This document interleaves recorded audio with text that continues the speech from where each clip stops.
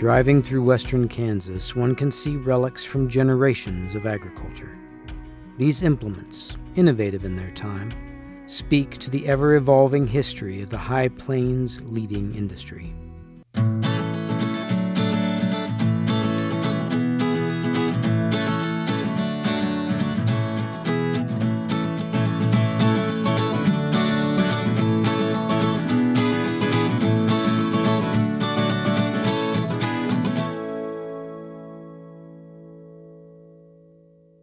The Central Plains, where we are now in northwestern Kansas at the Cottonwood Ranch, the people have been around here for 13,000 years.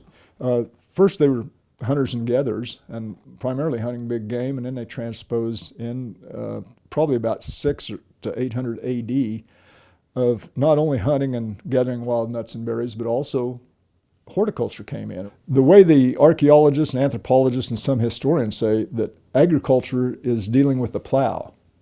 Horticulture is hoe agriculture, hand tools and stuff like that. They were growing such things as corn, beans, and squash in their gardens, and also sunflowers, what we'd call pigweed today, or amaranth. The Indians out here were growing corn in the early days, 600 years ago, because corn is an American thing. The Europeans didn't have corn until after Columbus. It came out of Mexico, and they had developed it themselves because of early corn was kind of a grass with little tassels on it, and they kept selecting the seed to get it. Now the Indians had as many as 20 different varieties of corn. Not only did they have popcorn, which was probably served at the first Thanksgiving with the Indians by the Pilgrims, but they had other corn that would only grow so big, and that'd be like our baby corn that we have in the salad bars and stuff. They had those. They had roasting ears, and then they had other corn that was on bigger cobs. They weren't as big, that you would shell out, and you could store that in the winter. So the Indians were actually putting out in here corn, beans, and squash, and they would put them in the same planting or the hill. With the idea, with the type of beans they had, they would grow up the stalk of the corn, and the squash or pumpkins would spread out around it. The hoes they used on that were buffalo shoulder blades. And then they would have deer antlers that you could tie to a stick, and that was their rakes. They had it down pretty well. It depended on the climate and weather, on how good the crops did, but they supplemented that with gathering wild nuts and berries and also hunting. In 1862, the Homestead Act was enacted, but it wasn't until later, much later in the 1870s, late 1870s, that people came out here to homestead. They had to live on the land. The 160 acres, part of the improvements also is you had to cultivate at least 10 acres the first year and then follow up. So farming was almost required to get land. The Euro-American pioneers came out here. They did not know what would grow out here as far as their domestic crops that they were used to. Yeah, they thought probably corn would grow here and beans and maybe some squash or pumpkins, things like that. So there's a lot of changing and getting adjusted to the semi-arid temperature of the high plains of Kansas. So the Pratts, for instance, that lived at Cottonwood Ranch, Abraham and Tom had been sailors, and John Fenton Pratt had been a bookkeeper. They had other occupations in England, but were not farmers as far as we know at all. But they did develop into some agriculture because they planted alfalfa as early as the 1890s, some of the first out here. I ran across one instance recorded in a writing by an early pioneer that he came down and saw the Pratts. Abraham Pratt and his two sons, Tom and Fent, had broken up a patch of sod and were using little wooden mallets, which they had made, to break up the sod into smaller pieces so it could be easier to plant.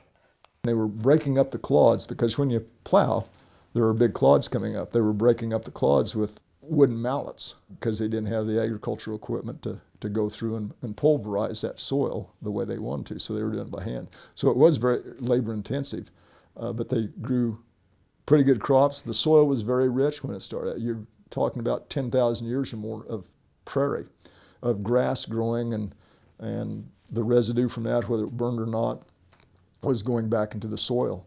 And so it was very, very rich.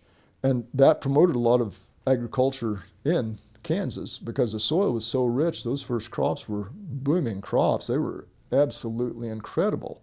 People have talked about sod corn, and I'm a little fuzzy on that definition because some of the stuff I read, it seems that sod corn was the first crop of corn you grew after breaking up the soil and making a field out of it. Another definition is sod corn was actually planted in the sod. Instead of breaking up the soil, you would go, say, with an axe and make slices. I have this problem. So you guys are helping me with an experiment. Something's unclear about planting this corn. I thought these kids could do it and maybe enjoy it. That I just ran across a reference of planting sod corn, and I didn't know if that was planting corn in the sod that was newly broken, but others suggest that you'd put a slice in the ground, such as a hatchet. And so we're going to divide up. We have yardsticks. We're going to have people measure it. Depth to sow, and that's S-O-W, means plant, 1 to 1.5 inches. We'll put 2 seeds in each slot, but I want at least 1 row with the axe or the hatchet, another row with this. So we'll need somebody with a planter, and the way this works, poke this down if it was wet or if the soil is worked. You squeeze it together, and then you open it up. We'll give you, who has a planter? Okay, there's another pack to put in. One method that the pioneers used, the Euro-Americans, was a planter, the hand planter that we see being used, where the corn goes into a kind of a can or a tube, and then it goes down a tube and into the ground. So you can see where it took a lot of labor to do this. Instead of having a corn planter now, they'll plant 26 rows of corn. So you can see why planting a crop was, you wanted it to be a success. It took so much time, and actually here a lot of people say, okay, we have this modern thing in the 1890s, but these guys are doing it faster with the belt axe of putting a slice in the ground and hand planting. So this experiment is for them something to do and to answer one of my questions, and hopefully they'll ask about it in the future or follow up on it, say we planted corn here, how'd it do? So did we use all the corn? Let's do another row.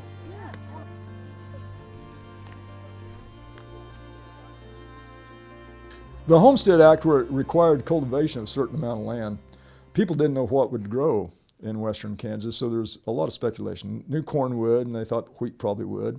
So things came in, they kept trying things. In fact, you can go through the Kansas Department of Agricultural biennial reports and you see what crops were grown and what type. The Kansas Department of Agriculture used to put out a biennial report on the agriculture in the state. And they're a very good reference. And this was the one from 1887 and 1888. So it has Sheridan County in it, and they were trying to get agriculture out here. They had the location. It was situated in the northwestern portion of the state, the second county south of the Nebraska state line, and third county east of the Colorado border. So you know where it is. They give a description. The general surface is a level tableland, except along the streams where it becomes somewhat broken and bluffy. Bottomland average 1/2 mile in width and comprise 25% of the total area. So here they're talking about this bottomland with the soil of come out and farm this. We're going to have a really good thing going. As time went on, more corn was grown. Kansas for a long time, the corn was king. Corn was very versatile for a livestock food, and they were bringing a lot of livestock in, such as chickens and hogs, and fattening cattle in confinement rather than having be on the range, and with their work animals. They were feeding corn and oats. So they needed those agricultural substances or commodities to feed their animals, and also hopefully they'd have a surplus to sell. Many sorts of things were tried. This is just for the county. Winter wheat, rye, spring wheat, corn, barley, oats, buckwheat, Irish potatoes, sweet potatoes, sorghum, castor beans, 247 acres of broom corn, compared to winter wheat, 372 acres. Timothy as hay, 23 acres. It's more. Millet and Hungarian. I do not know what Hungarian was or is. Crops that probably were not recorded, or plantings that were probably not recorded because they failed, either because of the soil, the environment, such as a lack of rain in certain periods, So you have a lot of adaptation from people from areas with different environments that did not know what the environmental conditions would be on the high plains of Kansas. Even tobacco was grown out here with a few acres at a time. If you had the right soil and could keep the bugs out of it, but it was very labor intensive. And tobacco was used a lot of places, and that farmer would dry it and sell it. Depending on the year and the price of the grains, things changed. And they still do today in the 21st century, is you can't really outguess what's going to bring a big price and not. We spoke with farmer and seed dealer Dan Schultz about crop selection and rotation and the factors that help him make those decisions today. We use rotations. That was milo last year, which is a warm season grass. We come in and plant corn in it. The following spring, a lot of people will plant spring crops, corn and milo, as you're well aware of, and the wheat stubble, next spring for the same reason. Just keeping it mixed up a little bit. Moisture savings is a lot of it. This field was wheat last year, and I elected to put milo in it this spring. So it's up there and was able to conserve moisture all last summer and fall. Whatever moisture we got, we tried to keep it. I know my limitations up here. Knowing what my limitations are, I need to plan accordingly. Our soils have certain makeups that we can't change. My well capacities is something that I need to understand, realize, and respect and use what it is. I have two moisture probes out here. One kind of on the east side and one kind of on the west side that's monitoring soil moisture. And then I can watch it. It's like a gas gauge. You need to know what's in your tank. So milo is a good fit for me up here. On the other side there's wheat. Harvest it off. I probably won't put a lot of high water use crops up here because of my limitations that I'm after. So I think moisture probes are extremely important for irrigation nowadays. Because if not, we're just guessing. If you can measure it, you can manage it. So this gives us that option to do so. The question of water availability has been a key ingredient throughout the history of growing crops in western Kansas. The English here at Cottonwood Ranch, John Fenton Pratt, in 1903 and 1904 designed and installed an underground watering system in the lawn around the house, which was unusual, but it was a pipeline of steel pipe. He also ran a pipeline from the water cistern, which was by a windmill east of the house, to across where Highway 24 is now, because his orchard, vineyards, and gardens were over there. But today we're going to talk to Tony Hafner about this concrete water system of a series of segmented concrete pipes that were used in the gardens, and he'll tell you about it in the 1930s. This was in my grandmother's garden, and these tiles were buried about a foot deep, end to end, like they're laying here, and the overflow from the windmill tank went into the end of it, and at each one of the joints it leaked, and it was an underground irrigation system. So we think that this might have been maybe a government project. Right, I found online some photographs of Mr. Schoenfeld in Sheridan County actually holding one of these tiles, putting a hose water into the system, and it's a FSA, which is a farm security agency in the 1930s to help people with what they called a tile garden. Somebody thought up the idea of the water with no pressure on it other than the gravity flow would run down that tube and leak at every joint, and that was the way the water was spread underground. But of course, water management and farming went well beyond the garden. Irrigation ensured the farmers and ranchers that they could water and have feed for their livestock.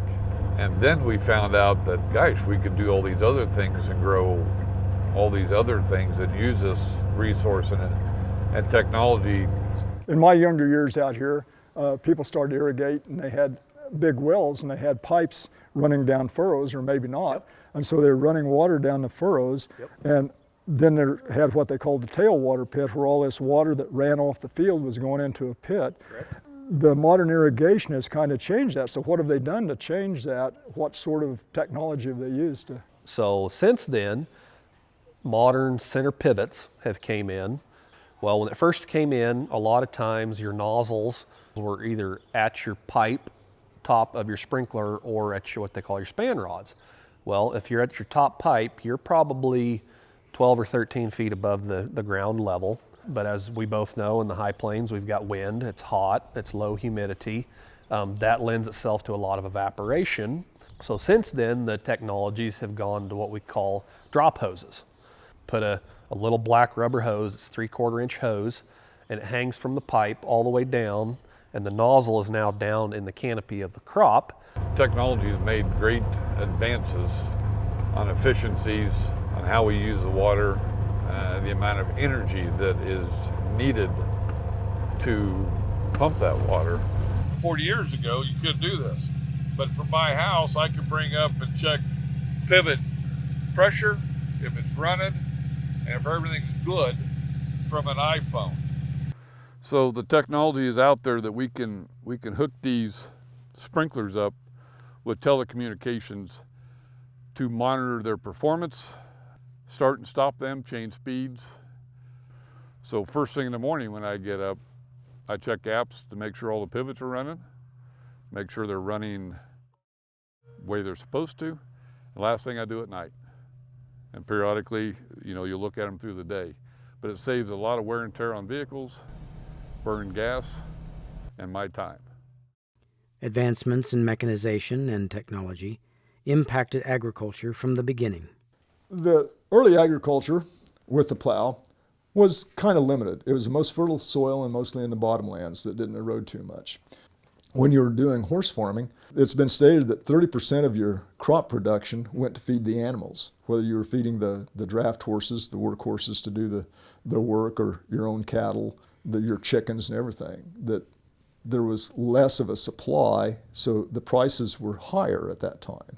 And the other thing that promoted agriculture a whole lot and more farming and growing grains was the railroad, because you could ship it out. And when the railroads came through the area, it was a great economic boon to the farmers that they had a ready market, because they could ship the agricultural products on trains to the more populated areas.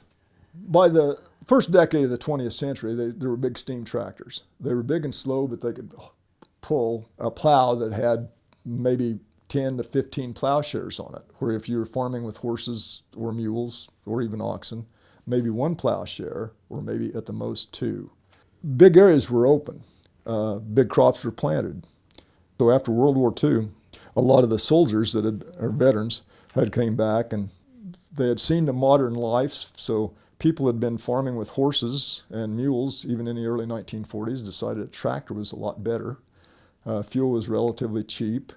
There was a lot of good surplus steel created for war times, and this could be applied into the farm implements and stuff. And so things just kept getting bigger and bigger and bigger. One person with a plow and a draft animal could basically break prairie for an acre a day, was about the limit. And he got $1.25 for doing that. Well, now you have the bigger machinery, and you could break an acre in an hour. Wheat harvest in the early days, up until even the 1920s, and you would go out with called a header barge and cut that, or even a reaper.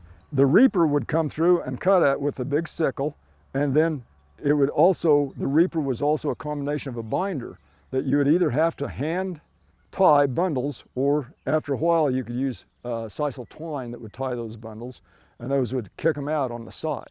After that, the next process was somebody coming along behind you and picking up these bundles and putting them in a shock. So it could actually dry there, so you cut the wheat a little bit green, and a month later, maybe in August or September, a threshing machine came through. And you'd have a threshing machine, and you'd go out and take these shocks made of the bundles, throw them in a wagon, the bundle wagon, haul it to the threshing machine because they didn't go through. You'd take a pitchfork and pitch those in. The threshing machine separated the grain from the stem. The grain would go into another wagon there, and whereas the stems and stuff, there was another big blower, big pipe that went another way that would stack the straw up. And the people liked the straw. Now we want little short wheat so that it doesn't blow over in the wind. But at the turn of the century to the 1920s, it was nice that people were proud to have a big head on their wheat with all the kernels, but it might be chest high, and they could put their arms out, because the straw was used for bedding all during the winter for the livestock. So now, with a big combine, you harvest it with one machine. With the old reapers, they might be 8 feet across. Now there are combine heads that are 40 feet across to take out the swath. The combine cuts the stem, separates the grain from the stem. The stem goes out the back of the combine, the grain goes into a big bin that's on the combine, and now there's big grain carts that come in. You dump the grain in the combine into the grain carts, and you don't even have to stop to do it because you can go side by side. The grain cart can hold 500-600 bushels of grain and go and put it in a grain bin on a farm, or dump it into a semi that will hold about 1,500 bushels. And those are taken to the elevator, so the grain isn't handled as much, it's a lot quicker. Whereas wheat harvest, from harvesting it in the summertime, of cutting it with the reaper and stuff, and then threshing it later after the news right, might be 2 months. And now harvest in western Kansas might take 3 days, because you cut it with the combine, big combines, put it in a truck, and it's immediately hauled for storage. With the harvesting of the crops, there had to be storage. Corn especially was the earliest crop. It was harvested by hand. Then they would put it in open corn cribs, which were slatted structures so the air could get through. Whereas a granary was a storage after the corn had been shelled, or the wheat had been winnowed, or the beards off of it with the loose grain. The early day granaries, they're a building that are on a lot of the farmsteads. And there were compartments along the side of the building with a big alleyway that went through the middle of the building. Those were the threshing floors. So if you had wheat, you came in with the wheat, you put the bundles of the wheat on the ground, and you hand flailed it. And there was enough breeze to blow through that, because you're kind of creating a sort of a wind tunnel, to blow the chaff away from the grain that you've harvested. And so you put the grain on the bins on each side. From there, they went to the grain elevators, which were primarily wooden frame structures along the railroad. And so that was kind of a terminal where the train would come through with the grain cars, the box cars, and they would fill that up, and it would go to a bigger terminal for processing such as flour. There were times where we can see where trucks were lined up for basically a quarter of a mile, because they hauled things in small trucks, pickups with sideboards, all sorts of things. And then they developed with the concrete elevators that we see. They get the name because you dump the grain, of course, in the bottom, and a series of elevators on the inside, or augers, raise that grain to the top and dump it in. And so you can have varieties of grain in one structure. So you could have oats in one, wheat in another, milo, the grain sorghum, in another, corn in another. Well, that is advanced on too, because the elevators made out of concrete are very expensive and hard to build. So one of the processes now is to use the steel bins, the grain bins that we see in the background, and those are huge round structures. There's also storage of having open ground. You have kind of a barrier around the base of it, but then you cover it with plastic agricultural tarpaulins. There are tubes that go through the grain on the bottom, and so that's constantly, air is constantly circulating through that to keep the mold out and keep it dry, and also it creates a vacuum in the way they're engineered to keep the plastic part tight on top. Through the generations and innovations, from planting corn with an axe to harvesting wheat in a combine as big as a house, the function and purpose of farming remains the same. Farming is a lifestyle. It's a generational lifestyle. I farm with my dad and my brother-in-law. My father, he's 97 years old, gonna be 98 in November. He still comes out on the farm. Yes, there's that aspect, but what we do here with farming and everything is we're producing the food that the world consumes. It's pretty easy. to go, to your grocery store, get a loaf of bread or whatever, take it home, make you a turkey sandwich and whatever. That loaf of bread came off of a wheat farm somewhere.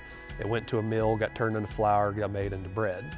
What we do, whether it's with animal agriculture, main production agriculture, we are growing the food that the world will consume on a daily basis.